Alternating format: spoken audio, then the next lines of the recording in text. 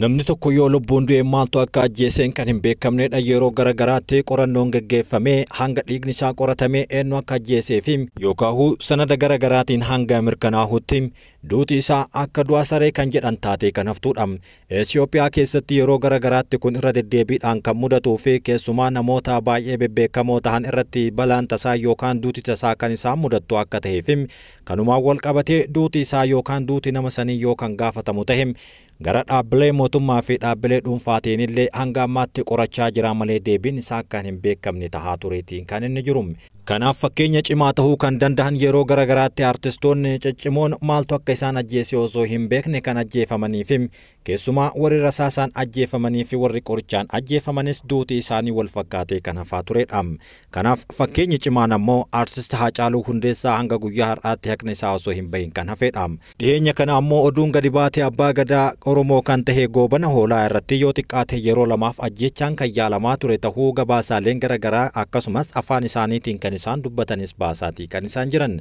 Abbaan gadaa osoo aangoo irra jiranii yaaliin ajjechaa lama irratti akka yaalame yoo dubbatan yeroo ammaa kana yeroo baallee isaanii dabarsanii gara gulantaa itti aanuutti darbuudhaaf waggaan tokko qofti akka isaan hafe kan dubbatamudha. Sadan gadaa Tuulamaa keessaa tokko kan ta'e gadaa Jiillee irraa 40 abbaa isaaniitti baallii gadaa akka lakkoofsa Itoophiyaa bara 2011 fudhatanii abbaa gadaa Tuulamaa ta'uun muudaman. Isaan gadaa isaanii gadaa Milbaati. Barri isaanii baallii gadaa itti fudhatan kun ammoo bara biyyattii keessatti jijjiiramni siyaasaa dhufee fi fooliin nagahaa bilisummaa itti urgaa'e borumtaa qabsoo aarsaa kanaa kan argame ta'uun ammoo nagaha abbaan gadaa labsaniin walitti kan dhufedha. Maqaan isaanii guutuun abbaa gadaa Goobana Hoolaa Irreessooti. Gadaa Tuulamaa waggoota 7 bulchanii amma barre alangee isaanii gara xumuraatti gaheeti kan isaan jiran. Baallii gadoomaa isaan irraa fudhachuudhaaf gadaa muudamaa jilaa jalqabuun akkaataadhuma dimokiraasii gadaatiin alangee gadaa of harkaan ga'uudhaaf yeroo ammaa kana qophiin jalaa taasifamaati kan inni jiru. Abbaan gadaa Goobana Hoolaam waa'ee bara gadaa isaanii dhimma yaalii ajjechaa yeroo lama isaan irratti yaalame qunnamtii hooggantoota waraana bilisummaa Oromoo waliin nagaha buusuudhaaf taasisan dhimmoota gaddisiisoo waggoota 7 darbanii afaanuma isaaniitiin yaadachiisaniiti kan isaan jiran. Bara 2011 yeroo san aangoo gadaa Tuulamaa fudhatanii Oromiyaas tahee biyyattii keessatti sababa jijjiirama siyaasaa dhufeef bakka hedduu nagahaa fi miira gammachuu keessa kan isaan turan. Keessumaa irreechi hora Finfinnee kan waggoota 150 oliif ture addaan citee akkasumas bara gadaa isaanii keessa deebi'uun gadaa meelbaa milkeen jalqabuu isaanii akka isaaniif akeekuu kan taasisedha.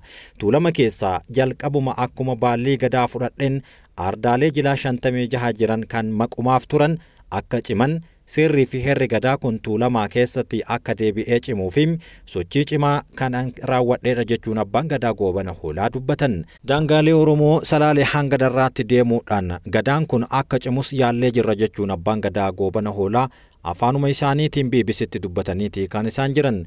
Keessumaa waraanni bilisummaa Oromoo bakka isaan jiran deemanii nagaha buusuudhaaf kan yaalaa turan yommuu ta'u abbaan gadaa Goobana Hoolaa haalli nageenya naannoo Oromiyaa osoo bakka ammaa kana hin geenye dura jalqabbii irraa balaa ture yookaan haalli ture tasgabbeessuudhaaf akka furamuuf yoo xiqqaate yeroo lama ajajaa waraana bilisummaa Oromoo Jaalmarroo qaamaan arganii waliin mari'achuu isaanis kaasaniiti kan isaan jiran. Warri waraana bilisummaa Oromoo hoogganu kana ofii kiyyaa qaamaan bakka isaan jiran deemee marisiseen ture. Yeroo lama na dubbisanii turan anis isaan dubbisee ture haa ta'uu garuu hin milkoofne jechuunis dubbataniiru. Kun ammoo bara 2012 fi 2013 yeroo sanatti isaan waliin manguddoonni kanneen akka Haaji Ibraahim Tufaa, Luba Balaayii fi Sa'id Daamxoofaa ta'anii waliin akka mariisisaa turanis dubbataniiti kan isaan jiran. Kun ammoo quuqama isaan nageenya Oromiyaa keessatti akka bu'uuf yeroo garagaraatti dhama'aa turan kan agarsiisudha. Baroota 2012 fi 2013 sana yoo irra deebi'anii yaadatan yeroo sanatti rakkoon Oromiyaa bakka ammaa kana hin geenye haalli deemaa jiru sun waan nu sodaachiseef qofa dafnee kana furuudhaaf yaalii sangoone jedhan. Haa ta'u malee amma Oromiyaa rakkoon kun ol guddateetiin bakka sanis caalee jira. Sababa garaagartee siyaasaatiifis dararamni uummanni Oromoo keessa seene kun gara lamaaniifuu furmaata akka argatuuf bara aangoo gadaa isaanii yaalii taasisuu akka hin dhaabne kan himan abbaan gadaa Goobanni Hoolaa gama lamaaniyyuu dhageettii dhabuun rakkinni akka hammaate dubbatee jira. Yeroo irreechaa uummanni miiliyoona hedduun bahee sana dura dhaabbadheen ergaa araaraa dabarsaa ture waan danda'u hunda godhee jira jechuunis yaadachiisanii jiran. Waggoota 6 darban Oromiyaatti rakkinni kan hammaate amma namni bakka hedduutti bahee yaaluudhaaf yaadda'aa jiraachuu fi rakkinicha himuu dhiisuu isaanis akka dubbataa jiran dubbatan. Waraanni bilisummaa Oromoo kan qaamaan dhaqnee dubbisnes kan warra mootummaas namni waamicha nagahaa keenya dhagahantu hin jirre malee nuti dirqama keenya bahannee jirra jechuun abbaan gadaa kun ifa godhanii jiran. Waa'ee araarama isaanii kana yoo dubbatan gama lamaaniyyuu wal dhagahuu dhabuudha malee yaaliin abbootiin gadaa abbootiin amantii waliin tahuudhaan godhan kan laafaa miti jedhaniiru. Abbaa gadaa goobana hoolaa taateewwan waggoota 7 darban bara aangoo gadaa isaaniitti hawaasni keessaa dhufe kana irratti dhimmoota itti gaabbanii fi itti hin gaabbinellee akka qaban dubbataniiti kan isaan jiran. Gadaan mataan isaanii nagaha, ammaan Oromoon Oromoo ajjeesuu, Oromoon Oromoo balleessuu kana oggaa keenya dhageenyu gadda guddaatu nutti dhagahamaa jedhan. Wanta isaan gaabbisiisu yoo kaasan abbaan gadaa goobana hoolaa wanti na gaabbisiisu osoo gadaan tiyya gadaa nagahaa taatee jechuu yoo dubbatan osoo Oromoon nagaha keessa ture kan jedhu ammoo gaabbii isaan keessatti hanga ammaa hafe jechuun dubbataa jiran. Karaan biraa rakkoon kun akka furamu waanan gochuu danda'u hunda yaaleera, harka maradhee hin teenye. Kanatti ammoo osoo gama lamaanii wal dhagahummaan jiraatu ta'ee silaa rakkoon kun yoona furmaata argateera jechuun abbaan gadaa goobana hoolaa haasaa isaanii keessatti dabalaniiti kan isaan jiran. Bara baallii gadaa isaanii gara xumuraatti dhihaate kana keessatti wantoota hedduu isaan gaddisiise keessaa ijoon garuu dhimma ajjeefamuu abbootii gadaa Kaarrayyuu akka ta'e yeroo garagaraatti irra deebi'anii kan isaan himaa turanidha. Abbootiin gadaa ciccimoon Kaarrayyuu kan yeroo kamiyyuu garaa Oromoo keessaa fi onnee Oromoo keessaa hin banne iddoo tokkotti jumlaadhaan ajjeefamuun isaanii ammoo abbaa gadaa qofa osoo hin taane daa'ima hanga manguddootti kan yaadatamanidha. Du'aatiin abbootii gadaa Kaarrayyuu hanga ammaa sammuu kiyya keessaa hin baane kan jedhaniif Oromoon akka sabaatti osoo safuu qabu, osoo beekaa of keessaa qabu obboleessa ajjeesuun kun ammoo bara gadaa kiyyaa keessatti raawwatame arguun hedduu na gaddisiiseera jechuunis dubbataniiti kan isaan jiran. Abbaan gadaa goobana hoolaa osoo aangoo qabatanii gadummaa isaanii irra jiranitti yoo xiqqaate si'a lama yaaliin ajjechaa irratti raawwatame du'arraa garuu oolaniiti kan isaan jiran. Si'a lama yaaliin ajjechaa narratti taasifame waaqni na oolche yoo jedhan tokko miseensa gadaa kiyyaatiin yoo jedhanis miseensummaa kiyyatu magaalaa Bishooftuutti yaalii ajjechaa narratti raawwate jechuun gadda isaanitti dhagahame waliin ibsaniiti kan isaan jiran. Kan lammataa mana jireenyaa kiyyatti narratti yaalame yoo jedhan waggoota 7 darbee kana keessatti yaaliin narratti taasifame hedduudha jechuunis dubbataniiti kan isaan jiran.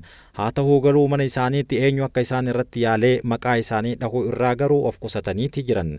Waggoota 7 darbee kana keessa haleellaan narratti taasifamu hunda dandamadheetin waan ummanni Oromoo barbaadu waan abbaan gadaa tokko irraa eeggamu bahachaan jira malee silaa hanga yoonaatti lubbuun kan kooyyuu hin jiru jechuun waan isaan irra gahee akkasiin dubbataniiru.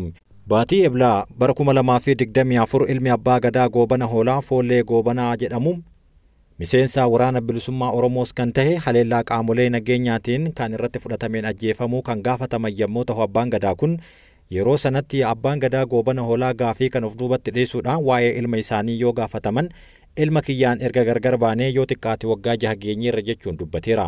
Ergasii suurawwan miidiyaa hawaasaa irratti qoodamaa turan kan ija kootiin arge eessa akka jiru sin beekuu, hariiroo inni qabu sin beekuu, waraana bilisummaa Oromoo keessa jiraachuu isaa qofa beeka jechuun waa'ee ajjechaa ilma isaa kana dubbateetiin jira.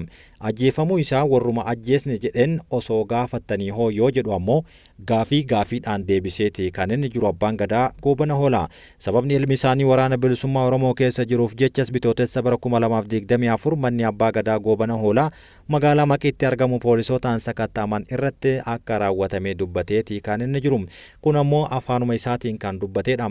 Yaaliin ajjechaa lama kan irratti yaalamee ture keessaa ammoo tokko guyyaa poolisoonni qe'ee isaaniitti heeyyama mana murtii malee sakatta'insa kana gaafachuu dhufaniiti jechuunis dubbateera. Abbaa gadaa goobana hoolaa baallii gadaa tuulamaa dabarsanii kennuun gulantaa hayyuu gadaatti ceehuudhaaf waggaan tokko qofa kan isaan hafe yoo ta'u baallii gadaa isaanii erga nagahaan dabarsanii booda ammoo hayyoomaan gadaa isaanii tajaajiluu hojii hawaasaa fayyadan jedhaman irratti hirmaachuuf yookaan karoorfachuu isaanii dubbataniiti kan isaan jiran.